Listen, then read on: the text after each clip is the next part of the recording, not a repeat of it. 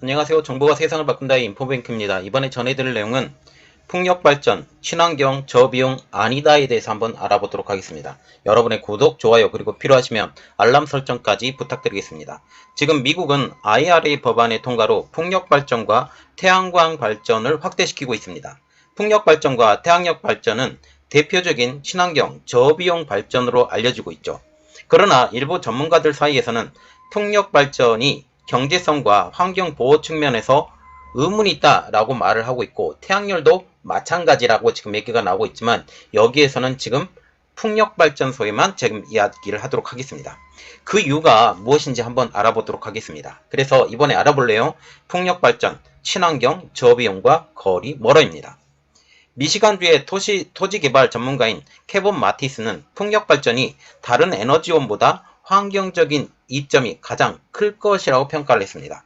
그러나 그는 다른 측면에서 보면 풍력발전이 전혀 친환경이 아니다라고도 지적을 했는데요.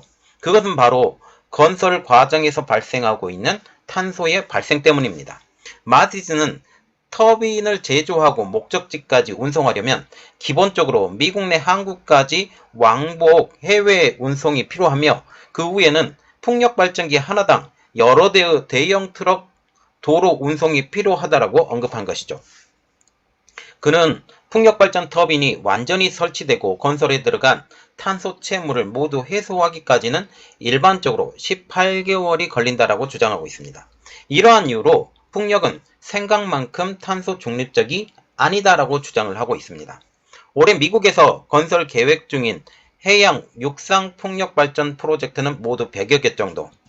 또한 전 세계적으로도 풍력발전 프로젝트가 여러 곳에서 추진되고 있는 상황이죠. 조 바이든 대통령은 지난 6월 미국 뉴욕, 뉴저지 등 미국 동부 11개 주정부와 제휴해서 인근 해안에 풍력발전 설비 개발을 촉진시키도록 했습니다. 오는 2030년까지 300기가와트 규모의 해상 풍력발전단지 건설이 목표입니다. 풍력발전소는 일반적으로 육상풍력발전소와 해상풍력발전소로 나뉘고 있죠. 육상발전이 먼저 시작이 되었었지만, 이제 기술의 고도화로 풍력터빈이 대형화되면서 소음, 설치 및 운반, 풍경 저해 등의 문제점이 드러나면서 해양발전이 이 대안으로 떠오르고 있는 상황입니다. 미국 에너지부 산하 통계 분석기관인 에너지정보국에 따르면 미국의 풍력발전소 규모는 지난 20년간 60배 이상 성장한 것으로 드러났죠.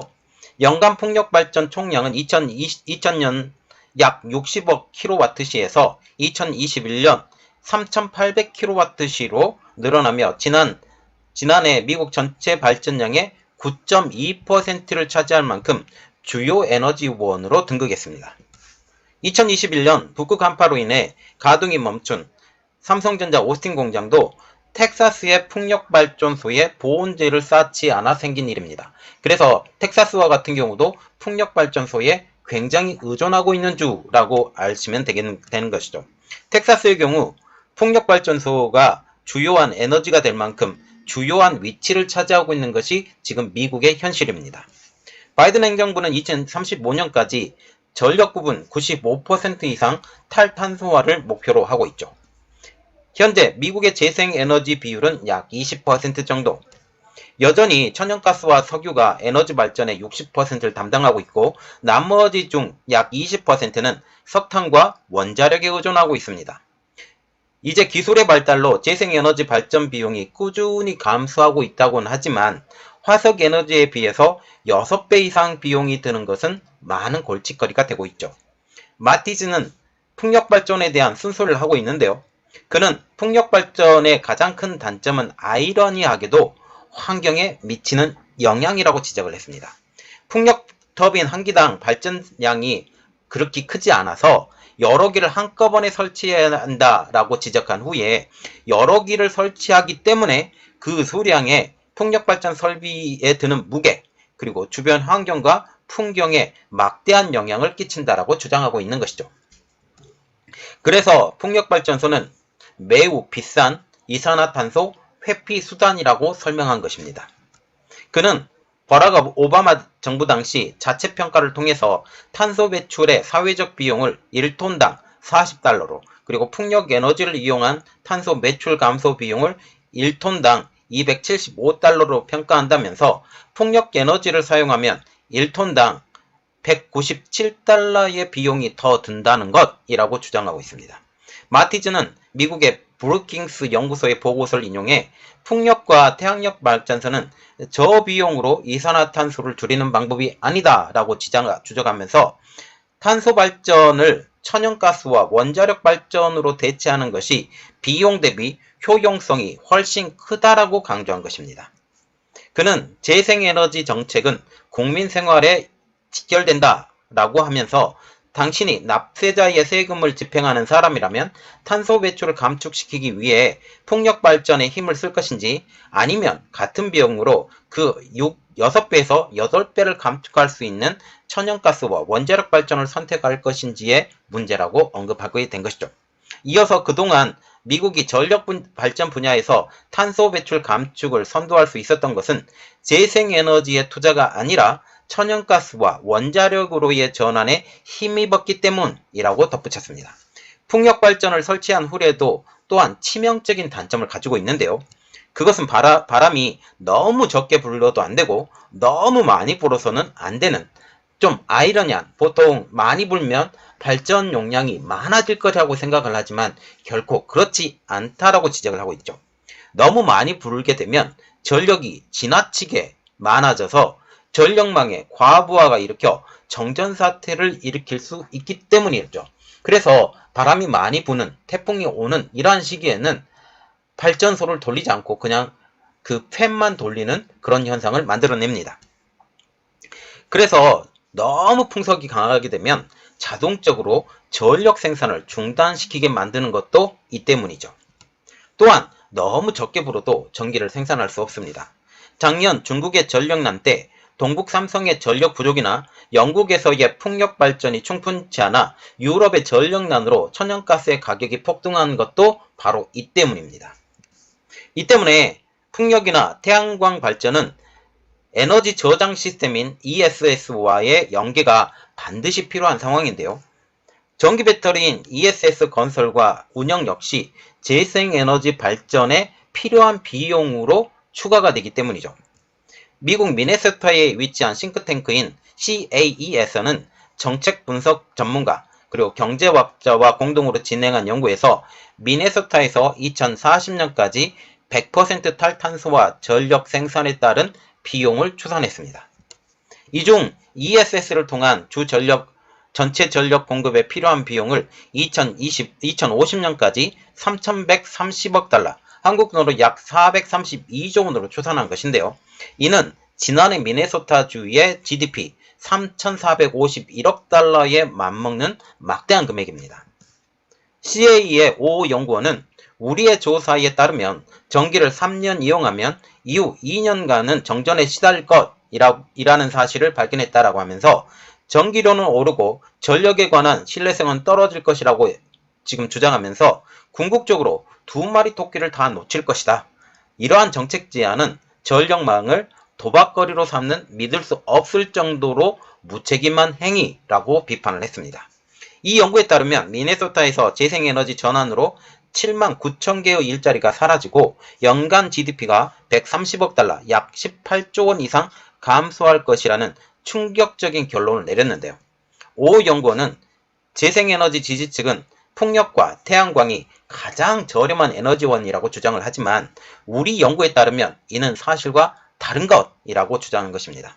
그는 배터리 저장 비용, 말하자면 ESS 생산 비용, ESS 건설 비용, 그리고 전력 예비를 위한 추가 설비 구축, 전력망 안정성을 위한 출력 제약, 여러 가지를 고려하면 풍력과 태양광의 전기 에너지 비용은 각각 메가와트 시당 272달러, 그리고 풍력과 같은 경우는 272달러, 태양광과 같은 경우는 472달러라고 하면서 이는 기존 발전 비용보다 훨씬 높다라고 주장한 것입니다. 이 수치는 블룸버그 NEF가 조사한 발전 비용과는 큰 차이를 나타내는데요. 블룸버그 NEF가 지난 6월 말 발표한 보고서에 따르면 올해 상반기 미국의 전력 발전 단가는 신규 육상 풍력 발전은 1메가와트 시당 46달러, 태양광은 45달러였고 신규 석탄화력발전소는 74달러, 그리고 가스발전소는 81달러였습니다. 이 금액은 CAE에서 주장하고 있는 풍력 1메가와트 시당 272달러, 태양광 메가와트 시당 472달러와는 큰 차이를 보인다는 사실이죠. 이는 ESS에 대한 계산을 제외한 것으로 보입니다.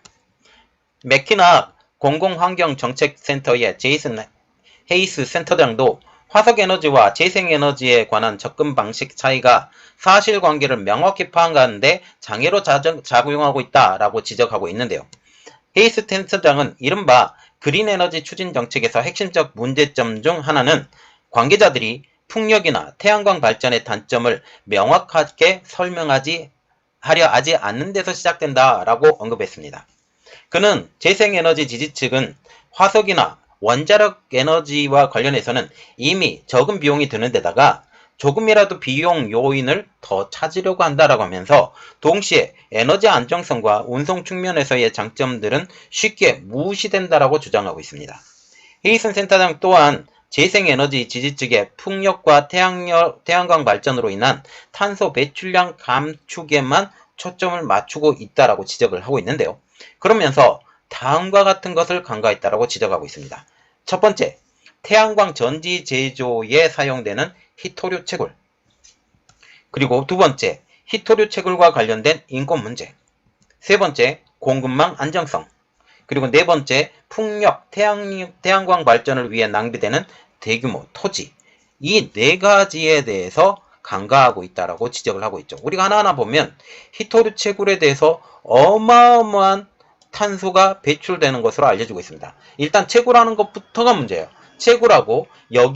채굴하는 것은 그렇게까지 많은 탄소가 발생되지 않는다라고 주장을 할 수 있지만 여기 다시 그것을 재가공해서 희토류만 재련한 과정, 이때 어마어마한 공해가 발생하기 때문에 미국에서도 포기를 한 상황입니다.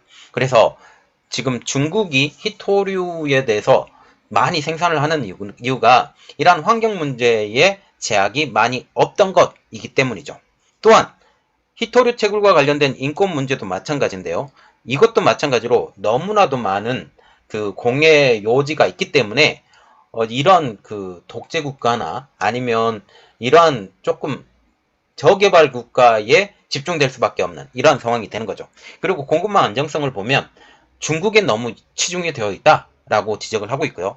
네 번째로 보면 풍력과 태양열 발전을 위해서 낭비되는 대규모 토지라는 부분도 우리가 간과할 수 없다라는 측면이죠. 즉 이와 같은 내용들에 대해서 너무 과소평가하고 있다라고 지적을 한 것입니다. 이어서 풍력이나 태양광 에너지와 관련된 탄소 배출량을 철저하게 따져보는 것이 기존 화석연료의 탄소 배출량을 설명하는 것만큼이나 중요한 일이라고 하면서 철저하게 따져본다면 실제로 재생에너지의 가치에 관해 여러 가지 생각이 바뀌게 될 것이라고 덧붙이고 있습니다. 자, 지금 보시면 실제로 제가 기존에 들었던 이야기들도 마찬가지로 태양광 발전소를 만드는 곳이 지금 현재 태양광의 모듈을 만드는 곳이 대부분 전력도 많이 소용이 되고 여기 만들 때 그래서 중국과 같은 경우도 수력발전소가 발전이 되어 있었던 윈난성이나 아니면 스촨성 이런 곳에서 아니면 신장 위구르 지역 이런 데서 지금 태양광 발전 시설을 지금 만들고 있어요.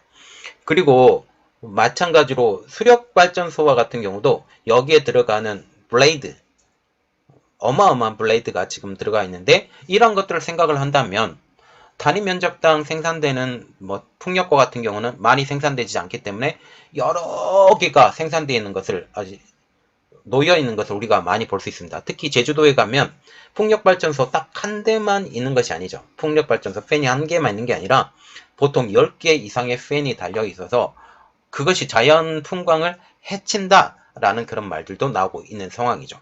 자, 이런 상황을 우리가 여러 가지 고려해 볼 때 실제로 태양광 발전이나 풍력 발전소가 진정한 탄소 중립이냐라는 그런 것을 우리가 고려해야 된다는 거죠. 이것을 생각을 해서 적절하게 배치하는 것, 이것이 굉장히 중요하다라고 생각을 합니다. 이번 내용은 여기까지 했고요. 저희 내용이 여러분들에게 도움이 되셨다라고 생각을 하시면 구독, 좋아요, 그리고 필요하시면 알람 설정까지 부탁드리겠습니다. 감사합니다.